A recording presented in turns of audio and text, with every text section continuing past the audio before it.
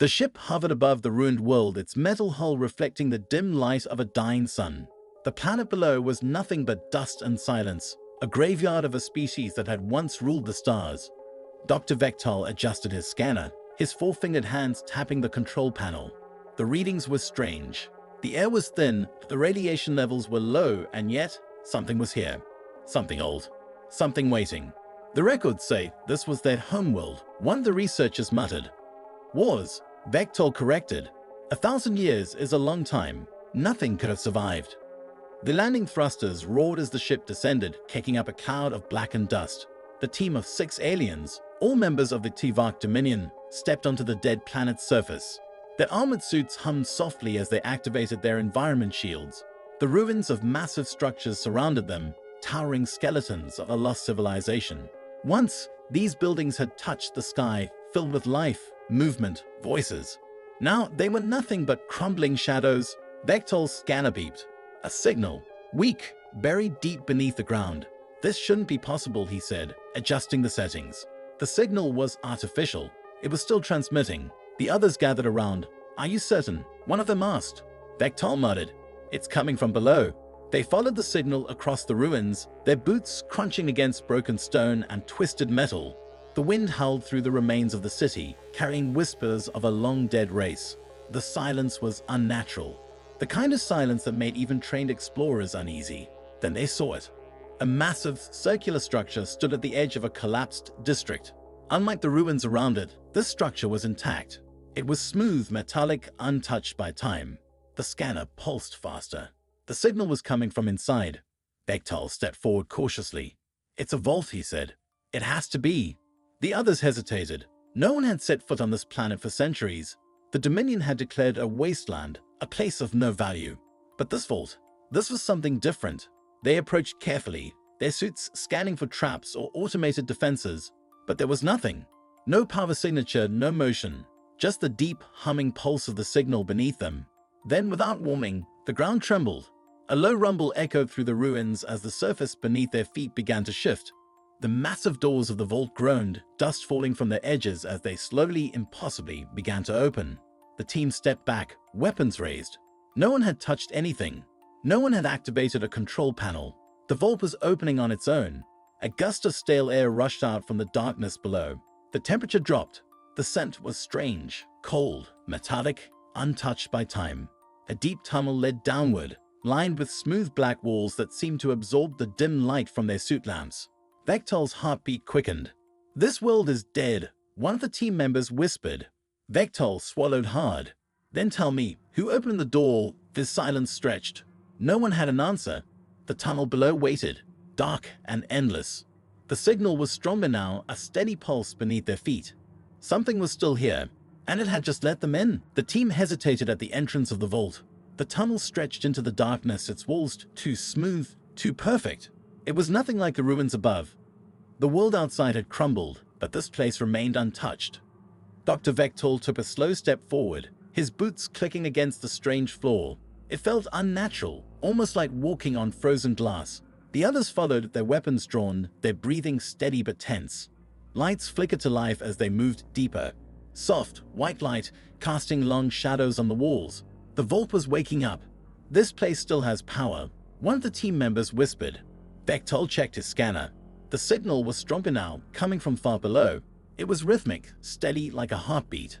They walked in silence, the only sound the soft hum of the ancient facility. The deeper they went, the colder the air became. Then the walls changed. The smooth metal gave way to something else. Rows of engraved symbols, unfamiliar and yet strangely human. Faces were carved into the metal, expressions frozen in time. Eyes that seemed to watch them as they passed. The team stopped in front of a large circular door. Unlike the entrance, this one had no visible controls, no keypad, no buttons. This is the source, Vectal said. The signal is coming from inside. They examined the door, searching for a way in. One of them reached out to touch the surface. The door opened on its own. A blast of cold air rushed past them, carrying a scent unlike anything they had ever known. It wasn't decay. It wasn't rust. It was something preserved. The room inside was massive. The walls stretched high, vanishing into darkness, and in the center stood the chambers. Rows of tall, glass-like pods lined the walls, each one filled with a thick, glowing liquid. Shadows moved inside them. Shapes. Figures. Vector stepped closer, his pulse quickening. He wiped the frost from one of the pods. A face stared back at him. A human face. The eyes were closed, the skin pale but untouched by time. The scanners went wild. These weren't corpses. They weren't statues. They were alive. The team exchanged glances, fear creeping into their voices. "This isn't possible," one of them whispered. Vector barely heard him. His mind was racing. The history books were wrong. Humanity had been wiped out in the war. The Dominion had crushed them, erased them from the galaxy. But here they were, waiting, sleeping. Then the lights flickered again. A voice crackled through unseen speakers, a language old and broken, filled with static. The translator struggled, twisting the words into something almost understandable. "We are not gone. We are waiting." The team stepped back. The message repeated, this time clearer. "We are not gone. We are waiting." Then, with a slow, shuddering motion, one of the pods opened. The liquid drained away. The glass hissed, and the figure inside took a deep, rattling breath. A human had awakened. The figure inside the pod stirred, its chest rising in a slow, mechanical breath. Frost clung to its skin, melting in thin streams as the chamber released it from its slumber. The team stepped back, weapons raised, unsure if they were witnessing a miracle or a threat. Dr. Vector's scanner beat wildly. The being's vital signs were stabilizing. This human was alive. The pod door slid open with a low hiss. A figure stepped forward, unsteady at first, then standing tall. The human's skin was pale, but its body was strong, untouched by the 1,000 years that had passed. Eyes, dark and sharp, locked onto Vector. A moment of silence stretched between them. Then the human spoke. The words were garbled, layered in static, too old for the translator to fully grasp. The alien team exchanged uneasy glances as the device struggled, adjusting, decoding. The human spoke again, slower this time, as if testing their own voice. "Who are you?" The words finally became clear, a ghostly echo of a long-lost language. Vector took a cautious step forward, lowering his weapon. "We are explorers," he said carefully. "We believed your kind was gone." The human blinked, processing the words. His head tilted slightly, his expression unreadable. Then he looked past them, at the rows of still-closed pods. His fingers flexed, as if waking from a dream. "No," he said softly. "We were never gone." The temperature in the room seemed to drop. The team shifted uneasily. The human's voice was calm, but something about it felt wrong. More beeping from Vector's scanner. His eyes flicked to the screen. The other pods, they were activating. One by one, the chambers stirred. Liquid drained. Frost cracked. They were waking up.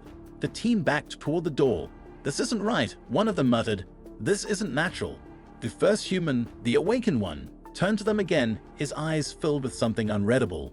Not fear, not confusion. Purpose. "You came here seeking the past," he said, "but you have work in the future." A deep hum echoed through the vault. The walls pulsed. Machines, ancient, forgotten, were coming back to life. And so was humanity. The figure inside the pod stirred, its chest rising in a slow, mechanical breath. Frost clung to its skin, melting in thin streams as the chamber released it from its slumber. The team stepped back, weapons raised, unsure if they were witnessing a miracle or a threat. Dr. Vector's scanner beat wildly. The being's vital signs were stabilizing. This human was alive. The pod door slid open with a low hiss. A figure stepped forward, unsteady at first, then standing tall. The human's skin was pale, but its body was strong, untouched by the 1,000 years that had passed. Eyes, dark and sharp, locked onto Vector. A moment of silence stretched between them. Then the human spoke. The words were garbled, layered in static, too old for the translator to fully grasp. The alien team exchanged uneasy glances as the device struggled, adjusting, decoding. The human spoke again, slower this time, as if testing their own voice. "Who are you?" The words finally became clear, a ghostly echo of a long-lost language. Vector took a cautious step forward, lowering his weapon. "We are explorers," he said carefully. "We believed your kind was gone." The human blinked, processing the words. His head tilted slightly, his expression unreadable. Then he looked past them, at the rows of still-closed pods. His fingers flexed, as if waking from a dream. "No," he said softly. "We were never gone." The temperature in the room seemed to drop. The team shifted uneasily. The human's voice was calm, but something about it felt wrong. More beeping from Vector's scanner. His eyes flicked to the screen. The other pods, they were activating. One by one, the chambers stirred. Liquid drained. Frost cracked. They were waking up. The team backed toward the door. "This isn't right," one of them muttered. "This isn't natural." The first human, the awakened one, turned to them again, his eyes filled with something unreadable. Not fear, not confusion. "Purpose. You came here seeking the past," he said, "but you have woken the future." A deep hum echoed through the vault. The walls pulsed. Machines, ancient, forgotten, were coming back to life. And so was humanity. The vault trembled. A deep hum vibrated through the floor as the machines roared back to life. Lights flickered in a slow, pulsing rhythm. The rows of pods, once silent and still, now glowed with a cold, eerie light. Dr. Vector's team stepped back, weapons raised. The air smelled different now, charged, alive, like a storm about to break. The first human, the one who had woken, took a slow step forward. His bare feet made no sound against the cold metal floor. More pods hissed open. One by one, they emerged, men and women, their eyes dark, their movements precise. Their skin was pale, their muscles lean and strong, untouched by time. They did not stumble. They did not hesitate. Vector's mind raced. This wasn't simple cryo-sleep. These humans had not just survived 1,000 years, they had been designed for it. The first human, the one who spoke, glanced toward the aliens. His expression remained unreadable. Then he turned to his waking brethren, speaking in the old tongue, too fast for the translator to catch. The other humans understood immediately. They did not ask where they were. They did not ask what year it was. They only nodded. A heavy weight settled in Vector's chest. They knew, he whispered. One of his team members turned to him. "What?" They knew this would happen, Vector said. They weren't just sleeping, they were waiting. A distant alarm blared. The aliens stiffened. That was their ship's security warning. Someone was coming. Vector turned sharply to his crew. Who signaled the Dominion? No one answered. The first human did not seem surprised. He exhaled slowly, flexing his fingers as if remembering the feel of his own body. "The war," he said softly, "never ended." The aliens flinched as a deep metallic clang echoed through the vault. Weapons, hidden in the walls, were unlocking. Panels slid open, revealing racks of sleek, black rifles. Blades glinted under the dim light. The humans moved as one. No hesitation, no confusion. They armed themselves. Vector's hands trembled. "We didn't come here to fight," he said carefully. The first human finally turned to him again. His expression was calm, calculating. "No," he agreed, "but the ones coming after you." They did. The vault's lights shifted to red. Warning sirens blared outside in the blackened sky. Dominion ships were arriving, and humanity was ready for them. The sky above the ruined planet burned with light. The Dominion fleet had arrived. Their warships hovered like silent predators, casting long shadows over the wasteland below. Inside the vault, the humans moved with precision, arming themselves without hesitation. They worked in silence, their faces calm, their hands steady. This was not panic. This was preparation. Dr. Vector's breathing was shallow. His team stood frozen, their weapons raised but useless. They had no chance against an army, not here, not now. A deep mechanical thud echoed through the vault. The humans had accessed a control panel. Ancient technology was reawakening. The first human, the one who had spoken, looked at Vector. "You need to leave," he said. Vector's mind raced. "The Dominion, they will destroy this place." "They will try," the human replied. His tone was not arrogant, not fearful, just certain. Above them, the first Dominion landing craft broke through the atmosphere. A shockwave rattled the vault. The battle was about to begin. Vector's team had a choice: stay and die or leave and survive. His decision was made for him. A sudden jolt sent the vault shaking. The entire underground structure was moving. The floor beneath them shifted as massive hidden engines activated, shaking off 1,000 years of dust.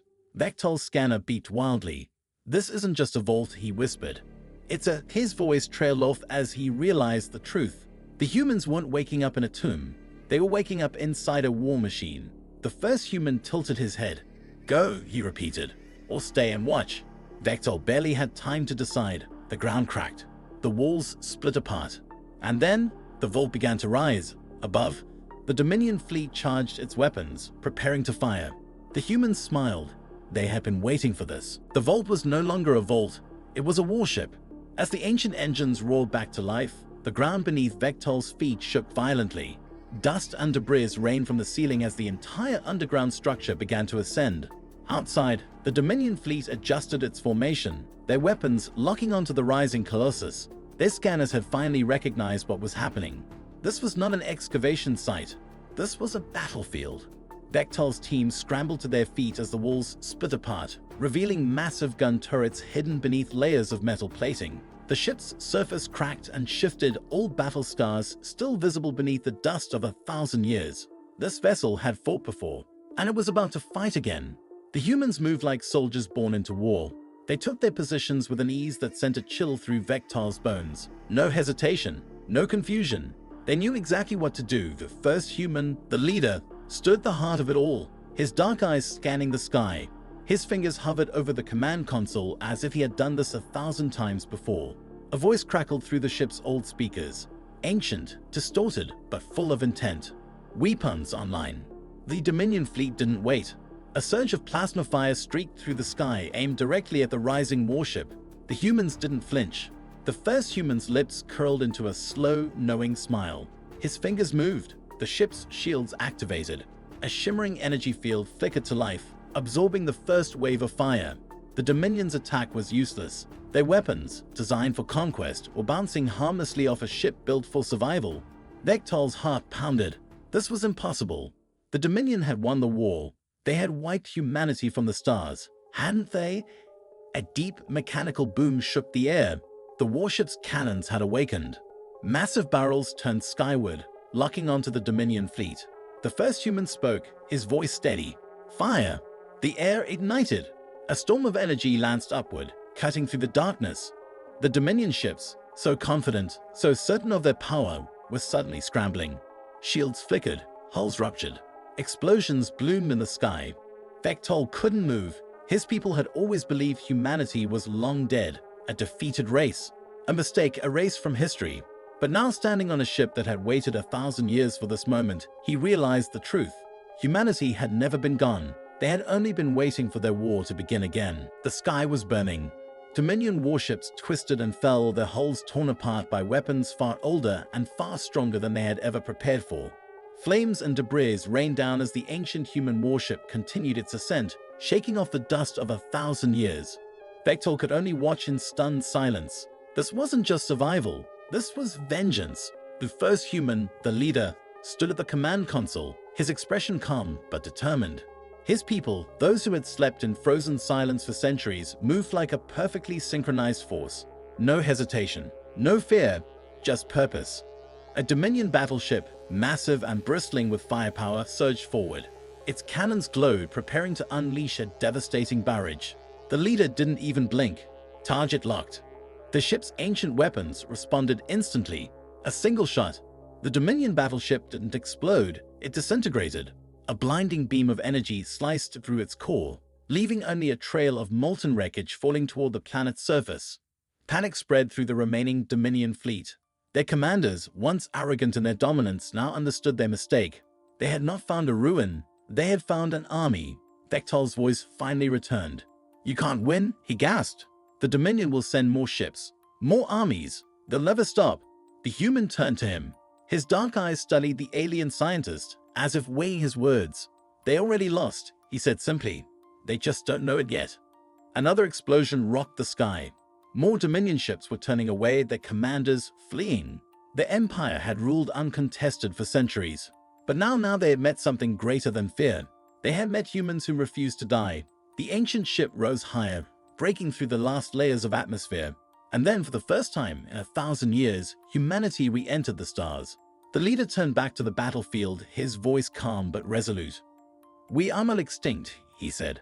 The warship's engines roared, and the last remnants of the old world crumbled beneath it. "We were only waiting."